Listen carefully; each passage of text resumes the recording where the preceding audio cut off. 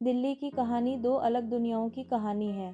एक वह जो हम देखते हैं, जिसे सड़कों, ट्रैफिक, स्मारकों और आधुनिक स्काईलाइन ने घेरा हुआ है, और दूसरी वह जिसे हम कभी नहीं देख पाते, जहां सिर्फ अंधेरा, खामोशी, पुराने पत्थर और हवा की हल्की सी गूंज रहती है। कई लोगों का मानना है कि दिल्ली सिर्फ जमीन के ऊपर नहीं, बल्कि जमीन के नीचे भी एक छिपे हुए जाल के रूप में बनी हुई है। एक ऐसा नेटवर्क जिसे मुगलों, सुल्तानों, ब्रिटिश और प्राचीन सभ्यताओं ने कभी न कभी इस्तेमाल किया। कई इतिहासकारों का कहना है कि दिल्ली का अंडरग्राउंड सिस्टम किसी आकस्मिक निर्माण का परिणाम नहीं, बल्कि एक योजनाबद्ध गुप्त शहर था, जिसमें आपातकालीन मार्ग, खजाने का भंडारण, शाही आवाजाही और सैन्य रसद सब शामिल थे। आज हम इसी छिपे हुए दिल्ली की तरह परतों को खोलने जा रहे हैं, जहां मिथक और वास्तविकता इतनी मिल गई है कि उन्हें अलग करना लगभग नामुमकिन लगता है। दिल्ली का इतिहास एक प्याज जैसे लेयर्स में है।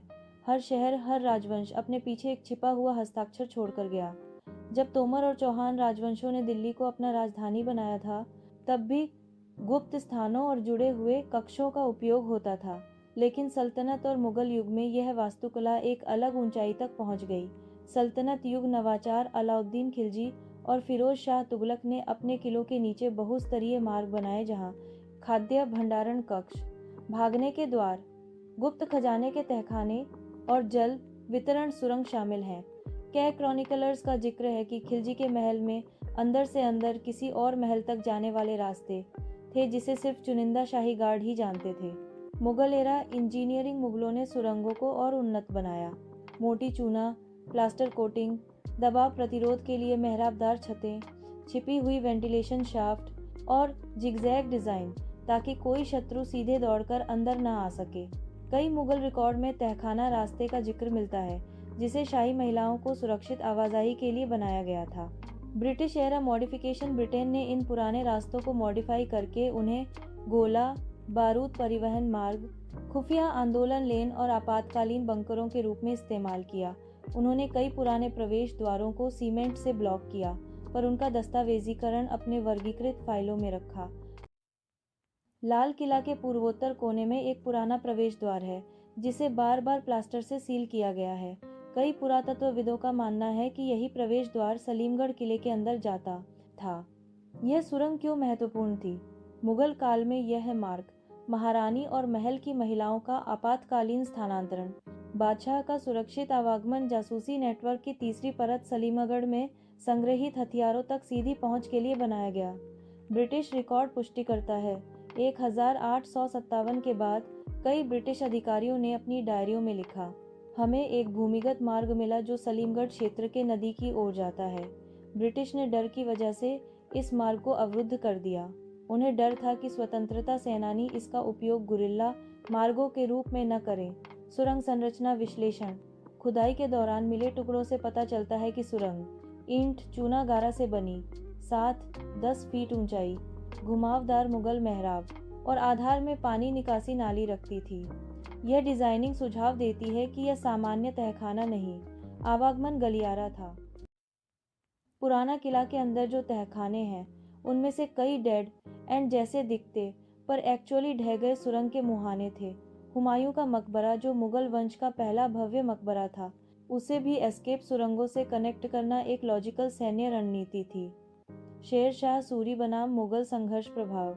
जब हुमायूं को दिल्ली छोड़कर भागना पड़ा, तब मुगल इंजीनियरों को समझ आया कि हर किले में बहु दिशात्मक बचाव संरचना जरूरी है।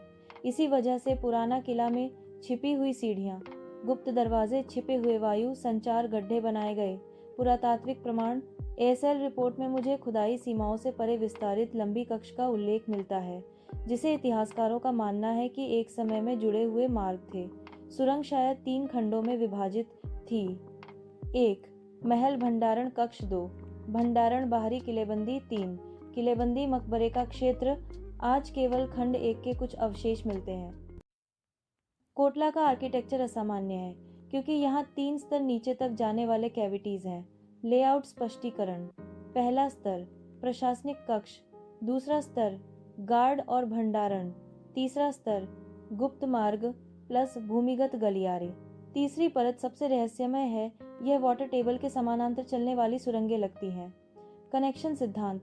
कुछ विशेषज्ञों का मानना है कि यहाँ से एक पुराना किला दिशा, कुतुब दिशा सुरंग खंड मौजूद था, लेकिन अब ढह चुके हैं। जिन्न कहानियाँ क्यों फैली? क्योंकि सबसे गहरे कक्षों में हवा की गति से अजीब सी सीटी की आवाज़ आती है। लोगों ने इसे अलौकिक यात्रा समझ लिया। ये मिथक उन सुरंगों की रक्षा भी करते रहे, क्योंकि कोई वहां जाने की हिम्मत नहीं करता था। कुतुब कॉम्प्लेक्स एक पूरी प्राचीन बस्ती थी, जिसमें कई परस्पर जुड़े संरचनाएं थीं। खुदाई अंतर्दृष्टि, कई सीलबंद सीढ़ियां, चट्टान कट शाफ्ट, कालिख के निशान वाले वेंटिलेशन सुरंग, बिना सतह प्रवेश के भूमिगत कमरे। यह सब संकेत देते हैं कि यहाँ एक कार्यात्मक भूमिगत शहरी डिजाइन था। क्यों आवश्यक है? दुश्मन के हमलों से सुरक्षा, हथियारों का भंडारण, गुलामों और सेवकों का आवागमन, आक्रमणों के दौरान महिलाओं का पुनर्वास मिथक बनाम वास्तविकता। कुतुब से लाल किला सुरंग मिथक आकर्षक है लेकिन असंभव है, लेकिन कुतुब मेहरौली पैलेस पुराना किला छोटा खंड मार्ग ऐतिहासिक रूप से संभव है। पुरानी दिल्ली की हवेलियों में जो गुप्त मार्ग मिले वे सिर्फ मिथक नहीं हैं। बहुत से इतिहासकारों ने उनका उल्लेख किया है। डिज़ाइन विशेषताएं, डबल बेसमेंट संरचनाएं, झूठी दीवारें जो गुप्त तंत्रों से खुलती हैं, गहरी गलियारे जो बंद तिजोरियों तक जाते हैं, संकरी मार्ग जो केवल एक व्यक्ति के चलने का समर्थन करते हैं। बेगम समरू की हवेली में एक मार्ग मिलता है जो भूमिगत 60-70 मीटर तक जाता था। मुख्य कारण शाही परिवारों के खजाने, ब्रिटिश छापे से बचाव, राजनीतिक बैठकें, दंगों के दौरान गुप्त निकास। दिल्ली की हवेलियों का अंडरग्राउंड वर्ल्ड एक मूक गवाह है उन अशांत जमानों का। लुटियंस दिल्ली का आर्किटेक्चर रणनीतिक रूप से डिजाइन किया गया था। राष्ट्रपति भवन, नॉर्थ ब्लॉक और साउथ ब्लॉक सैन्य और प्रशासनिक मुख्यालय थे। यहाँ एक सुरंग का होना क्यों समझ में आता है। द्वितीय विश्व युद्ध की आपातकालीन योजनाएं, उच्च अलर्ट पुनर्वास मार्ग, बम आश्रय तक पहुंच, वीआईपी आंदोलन की गोपनीयता। काय रक्षा विशेषज्ञों के मुताबिक आरबी के नीचे मल्टी सेक्शन बेसमेंट है जो 1930 के दशक में बनाए गए। सफदरजंग एयरपोर्ट रूट प्रेसिडेंट के आपातकालीन निकासी के लिए एक सीधी या खंडित सुरंग बनाना रणनीतिक रूप से तार्किक था। कई सेवानिवृत्त इंजीनियरों ने यह अप्रत्यक्ष रूप से स्वीकार किया है। रायसीना हिल क्षेत्र के नीचे पुरानी भूमिगत संरचनाएं हैं। आधिकारिक पुष्टि नहीं, पर वास्तुशिल्प तर्क इसे संभावित बनाता है। मेट्रो निर्माण के समय जो खोजें हुईं, उन्होंने दिल्ली के छिपे हुए इतिहास को फिर से स्थापित किया। प्रमुख खोजें, गहरी व्याख्या। 1. कश्मीरी गेट, ब्रिटिश युग के नीचे मिली ईंटों से बनी सुरंगें जिनमें कालिख के निशान थे। यह दर्शाता है कि यह एक इस्तेमाल किया गया गलियारा था। 2. चांदनी चौक, पुरानी मुगल कढ़ाई के नीचे एक लंबी मेहराबदार गुहा जो किसी सेवा गलियारे का हिस्सा लगती है। 3.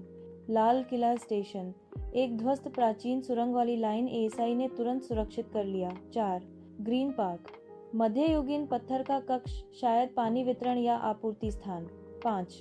केंद्रीय सचिवालय, लंबे आयताकार कमरों वाले ब्रिटिश बंकर, संभावित सैन्य संचार बिंदु। मेट्रो खुदाई साबित करती है दिल्ली के नीचे दस्तावेजीकृत और गैर दस्तावेजीकृत दोनों प्रकार के इतिहास मौजूद हैं। कुछ मिथक अतिरंजित हैं, कुछ पूरी तरह से असंभव हैं, पर कुछ ऐतिहासिक रूप से संभव लगते हैं। मिथक क्यों जन्म लेते हैं? दिल्ली कई आक्रमणों की गवाह है। लोगों ने नीचे की संरचनाओं को दिव्य या शापित टैग दे दिया। भागे हुए गुलामों और जासूसों ने कहानियां फैलाईं। मिथक सांस्कृतिक पहचान का हिस्सा बन गए, जिसे लोग आज भी सच और अफसाने के बीच कहीं रखते हैं। वैज्ञानिक अध्ययनों के मुताबिक दिल्ली के नीचे कई अलग अलग सुरंगें, गिरी हुई भूमिगत गलियारे, मुगल युग के तहखाने, ब्रिटिश युग के बंकर मौजूद हैं, पर एक पूर्ण जुड़ा हुआ नेटवर्क जैसा लोग सोचते हैं उसका वैज्ञानिक प्रमाण नहीं है। पतन के कारण यमुना बाढ़ का मैदान बदलता है, भूकंप गतिविधि, पानी का रिसाव, शहरी निर्माण भार, फिर भी दिल्ली का भूमिगत संसार एक पुरातात्विक सोने की खान है।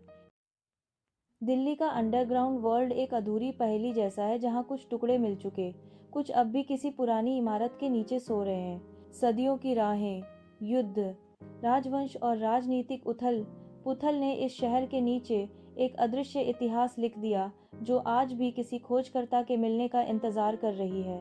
और जब तक वो दिन नहीं आता, दिल्ली के नीचे की दुनिया हमारे कल्पना में जीती रहेगी।